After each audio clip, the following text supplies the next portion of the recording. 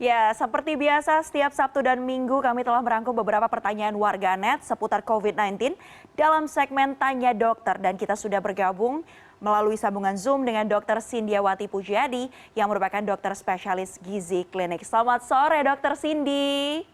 Selamat sore. Kita semangat ya, merah-merah ya. Semoga dalam keadaan sehat terus ya dok ya. Iya, selalu semangat. Iya, kita akan membahas satu tema yang ini juga jadi jadi concernnya banyak orang nih dok. Kita akan ke pertanyaan pertama terlebih dahulu. Ini dia ada pertanyaan warganet yang sudah kepo nih soal COVID-19.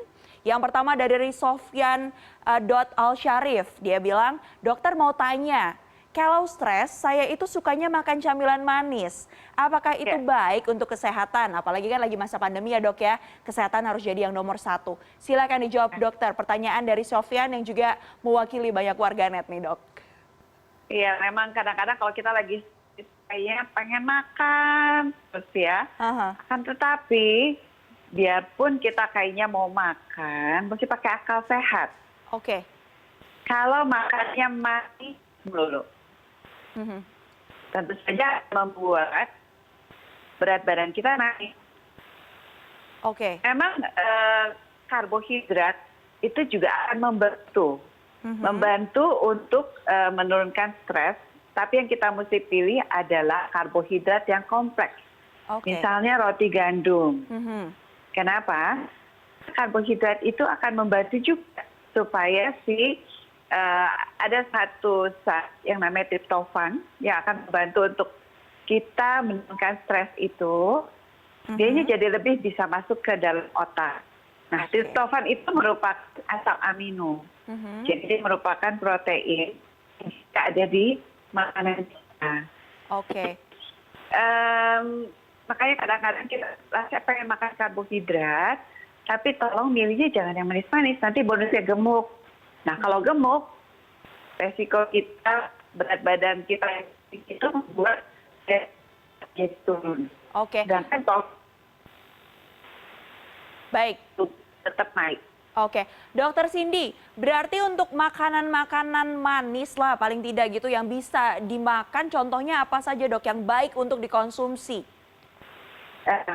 Sering orang kalau misalnya stres tuh mengkonsumsi kayak coklat. Ya, coklat itu ada magnesiumnya, dia juga ada kandungan triptofan yang tadi ya, asam amino yang bisa membantu menurunkan stres itu. Nah, akan tetapi coklatnya kan bisa dipilih yang rendah kandungan gulanya. Dan juga yang rendah kandungan lemaknya. Karena kadang-kadang kita kalau coklat berarti kita pilih coklatnya yang suka-suka. Jangan. Jadi kita pilih sesuatu yang kandungan gulanya rendah, kandungan lemaknya rendah.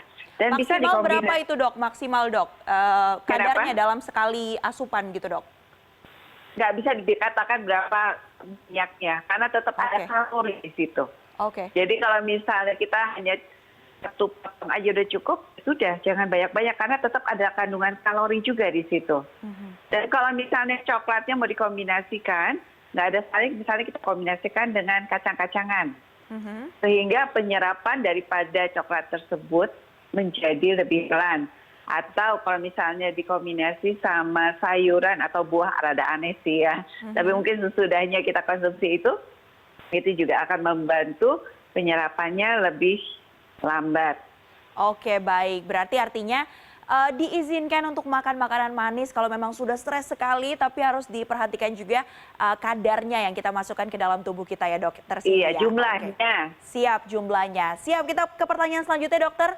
Ini dia ada pertanyaan kedua yang akan saya bacakan kembali di sini. Juga dari warganet yang sudah kepo nih ya, ingin tanya kepada dokter Cindy.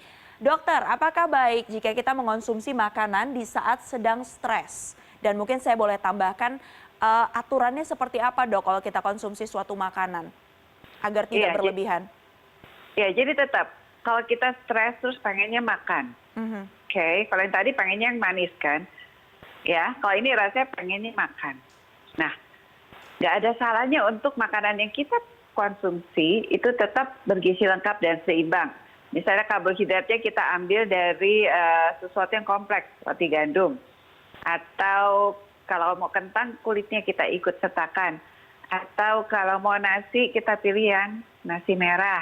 Oke. Nah, itu kita akan memenuhi kebutuhan karbohidrat kita. Nah, protein itu penting sekali karena protein itu juga akan membantu kita untuk menjaga daya tahan tubuh kita. Jadi kita butuh banget sih protein tersebut. Nah, selain protein tentu saja lemak bagus. Jadi jangan misalnya butuh protein, oke, kita butuh ayam. Nah, di ayam juga itu ada kandungan yang namanya triptofan yang akan membantu kita menurunkan stres juga ya.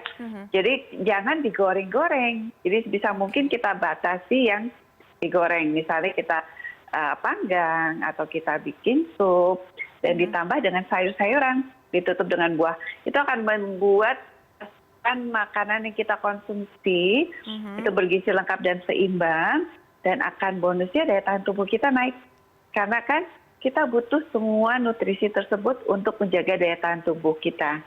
Jadi stresnya teratasi untuk kepengen makannya, daya tahan tubuh kita juga bisa naik. Oke, gizi seimbang menjadi kunci ya dokter ya. Selanjutnya ini ada pertanyaan yang juga sepertinya menjadi juga pertanyaan bagi banyak orang nih dok. Karena kalau stres ada dampaknya beda-beda. Ada yang tiba-tiba hilang nafsu makan, ada yang justru nafsu makan bertambah. Sama nih seperti pertanyaan dari Marcel Wemaf 22 yang bertanya, selamat sore dokter, yang ingin saya tanyakan adalah apakah ketika kita stres itu dapat memicu nafsu makan kita atau justru hilang atau bagaimana dok? Terima kasih. Iya, ada beda-beda orang responsnya. Ada yang jadi makan banyak, ada yang responsnya nggak bisa makan. Nah, kalau yang makan banyak tadi ya, jadi dia mesti memilih makanannya jangan sampai terlalu bergula-gula banyak atau terlalu mengandung lemak jenuh berlebihan atau terlalu bergoreng-goreng atau terlalu bersantan-santan atau terlalu mengandung butter yang berlebihan. Nah, pada orang yang nggak bisa makan, ya itu nggak boleh dibiarin dia nggak makan karena dia tetap butuh makanan tersebut. Nah, kalau dia benar-benar nggak bisa makan, mungkin bisa dia memikirkan untuk mengkonsumsi misalnya sesuatu yang cair, misalnya susu. Jadi kayak susu coklat itu juga ada efek dikatakan dapat membantu untuk menurunkan stresnya juga. Jadi bisa konsumsi susu.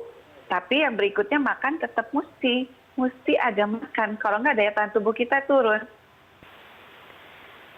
Oke, baik dokter. Terakhir ini dokter, mewakili juga pertanyaan warganet yang kepo akan COVID-19 ya dok ya.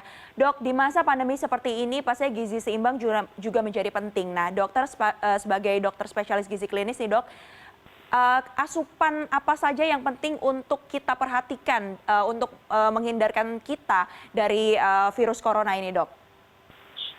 Jadi tetap bergizi lengkap dan seimbang itu penting banget. Jadi yang mungkin kita tidak usah banyak-banyak adalah sumber karbohidrat. Yang kita perlu utamakan adalah sumber protein, terutama protein bagus. Ikan laut itu bagus banget, dia sumber omega 3. Omega 3 juga akan bantu untuk menurunkan stres, bantu menurunkan resiko penyakit kita ya. Tahan tubuh kita juga lebih tinggi. Nah, selain sumber protein nabati itu bagus, kacang-kacangan itu juga akan membantu kita juga menurun stres. Dikatakan di kacang-kacangan itu juga ada sumber-sumber yang lain, ada magnesium juga. Itu juga akan membantu untuk mengatasi stres kita. Jangan lupa sayur dan buah. Nah, di situ ada sumber-sumber vitamin C di situ ya. Terus di protein itu ada sumber zinc. Zinc itu juga merupakan zat besi ya dok ya? Zinc. Oh zinc, Itu zat yang kita butuhkan untuk meningkatkan daya tahan tubuh kita. Itu banyak di protein hewani. Baik, terima kasih banyak Dr. Cindy sudah memberikan informasinya kepada kami sore hari ini di CNN Indonesia News Update. Sehat selalu ya dokter.